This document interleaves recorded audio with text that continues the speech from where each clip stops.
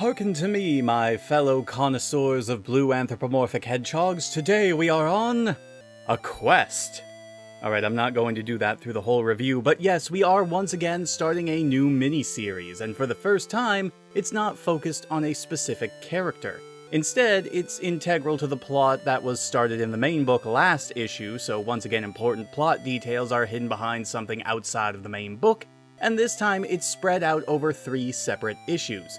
At least with the Sally, Tails, and Knuckles minis, they were nice enough to be their own stories, and while the details of those books would come back to the main book, they weren't required to understand the immediate ongoing plot of the main book, unlike this and the Mecha Madness special.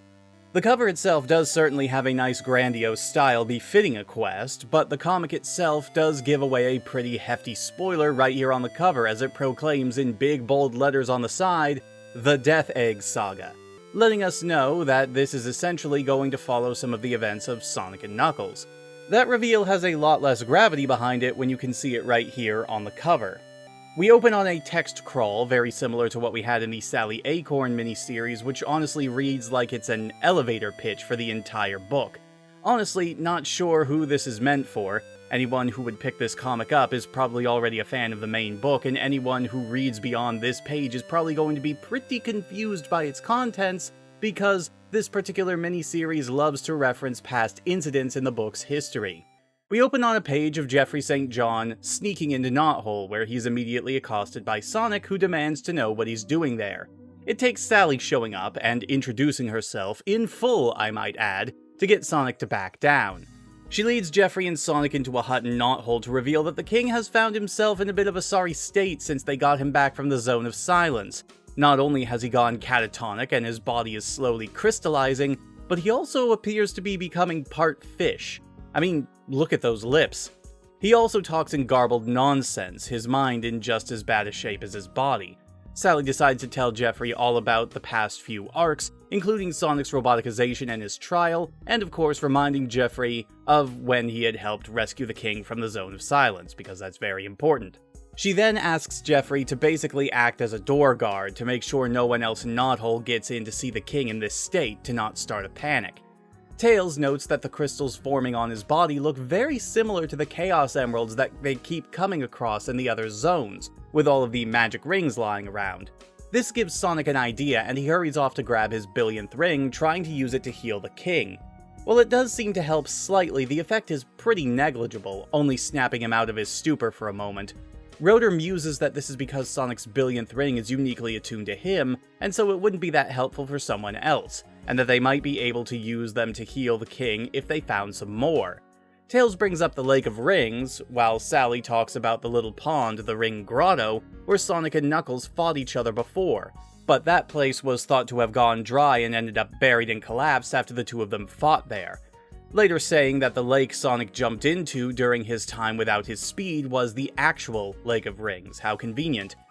They decide to split up to see if they can collect enough rings. She sends Bunny and Antoine to the lake, Tails and Sonic to check on the grotto just in case, while she and Rotor stay behind to make sure the king stays safe. While everyone heads off to start their missions, we cut over to Robotnik and this thing that looks like Snively following after him. Robotnik is ecstatic about his new project, which apparently has been in production since before the big earthquake. Robotnik leaves to oversee the start of the project in the air, declaring that Snively needs to stay behind and watch over everything on land while he's conquering the world via the sky. This makes the thing posing as Snively very happy. Very happy indeed.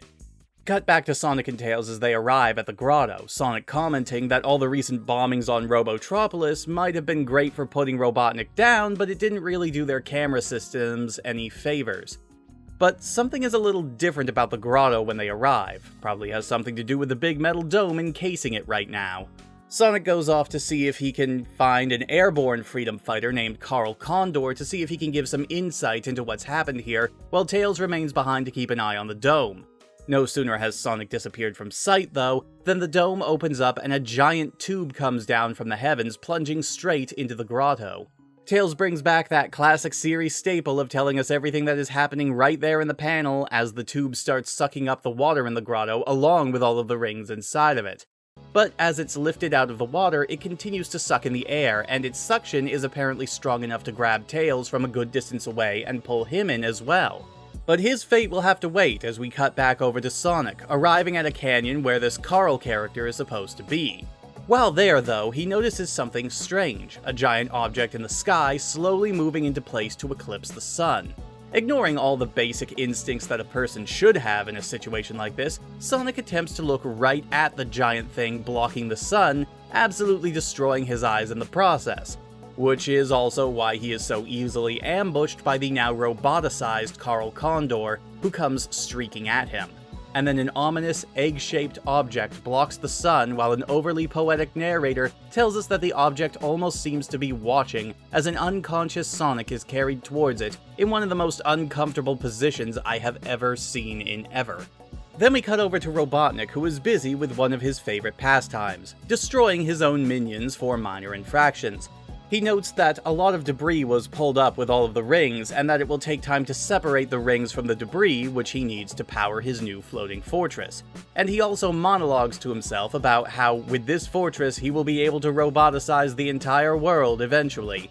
We pan out to show exactly what this mighty machine is: the Death Egg.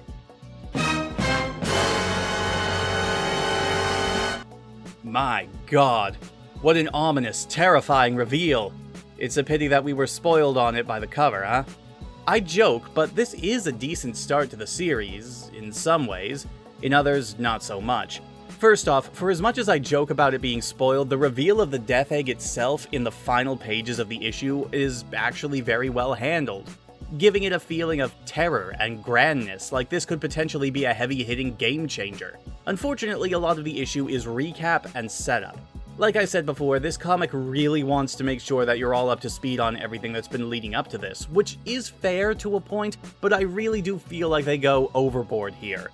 Light references are fine, but it feels like the first half of this story is just a cavalcade of references and explanations from previous ones, which I do kind of like. It is showing that there is a big sense of continuity to all this, but at the same time, it's incredibly overwhelming to have an issue so front-loaded with them. And then there's the issue that I brought up earlier, with characters telling us exactly what's happening in front of us rather than letting the artwork speak for itself. This was a problem in the early comic days, I pointed it out several times in the older videos, and while it was still present, even in the more recent issues we'd been looking at, I mostly let those slide because they were becoming less and less frequent and invasive. Here though, well, take the scene where Tails gets sucked into the Death Egg as an example. Almost every single panel has the Fox telling us exactly what is happening as it's happening, as if it wasn't totally obvious to us. In terms of art, I have no idea what's going on here. Manny Galan is credited as the penciler here, and I have a hard time believing that this was all done by one person, and if it was, then it feels like he was having off days when drawing this.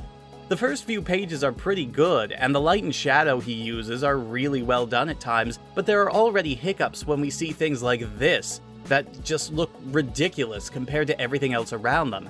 And then it just seems to get worse as we go on, especially with close-ups on certain characters, and need I say more when pointing to Snively? God, that is horrifying.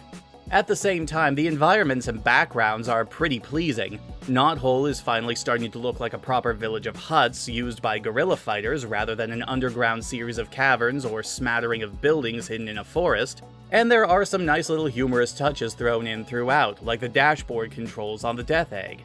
But this lackluster start does make me hesitant going into the second issue. But this was mostly the setup issue, and while it does waste a lot of time telling us about things that already happened, it does get the story moving in an interesting direction eventually. Let it pass, and let's pass on over to the second issue of the Death Egg saga. I'll see you all next time, everyone.